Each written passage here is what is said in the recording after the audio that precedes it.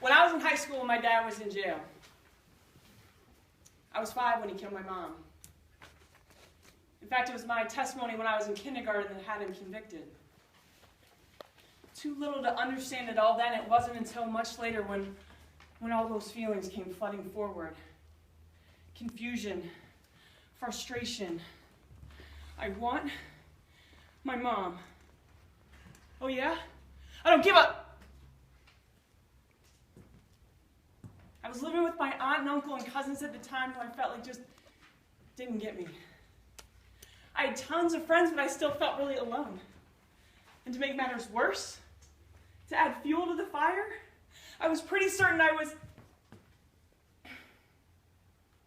couldn't even say it then. I was pretty certain I was gay. I felt like the whole world was against me. It all seemed like one cruel, sick joke. It made me not want to care about the normal things that most people care about, and it made me lie a lot about who I was and how I felt. And the more I lied, the more I believed my own story, getting me further and further away from acceptance and healing. So that by the time I was in college, I didn't know who I was or what I stood for. All I knew is that I had a huge chip on my shoulder and I felt like the world owed me, big time. Now I tell you all of this, obviously not so that you feel sorry for me. Because it took me a while, but I figured it out. It's not what happens to you, but how you respond that makes all the difference. Because we are only victims of our circumstance if we allow ourselves to be. And believe me, I spent many years trying to make victim cool or chic, and it's not. I don't care how fashionable emo is.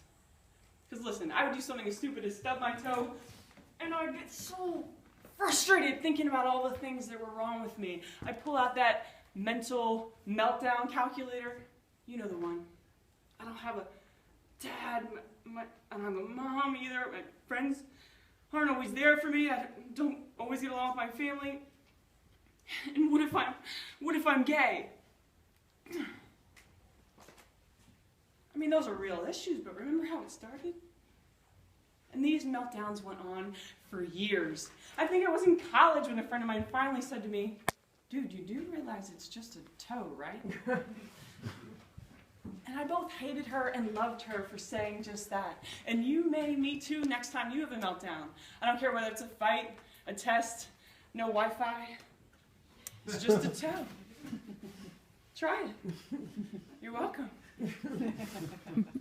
All that said, I'm willing to bet that you and I have a lot in common. Perhaps not in so many words, but let's just say I grew up quick, you grew up quick. I mean, you have access to the entire world growing up. You grew up with Google, for goodness sakes. You know how dumb that makes me feel? When I was young, I knew nothing. Why is the sky blue? What are clouds made of? Why do we yawn? Are we there yet?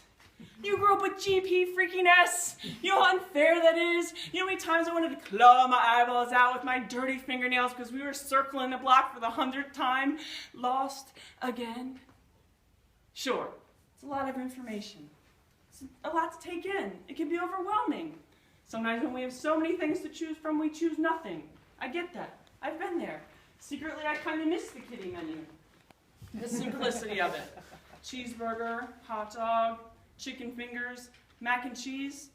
Now we go to a restaurant and we get the menu from the waiter and it's enough to make us cry. Oh, it's just too much. It's just too freaking much.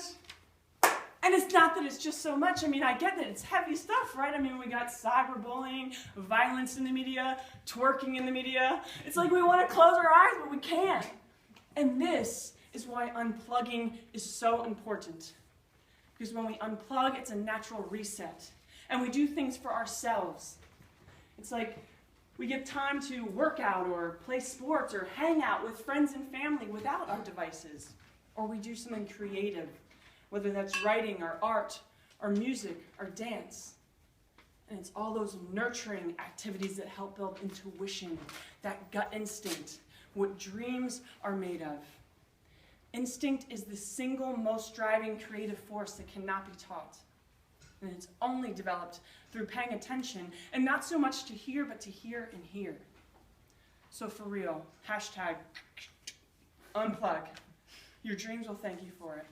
But wait, seriously, enough about you and your dreams already. Let's talk about me again. So as you probably recall, I was a hot mess. But at the same time, I played 3 varsity sports, I sang in the choir, I was in drama, and I was in National Honor Society. So on the outside, did I look sad? No. I mean, I smiled a lot, I was funny, I had tons of friends, I was good looking, clearly. But on the inside, I felt like I could crumble at any moment.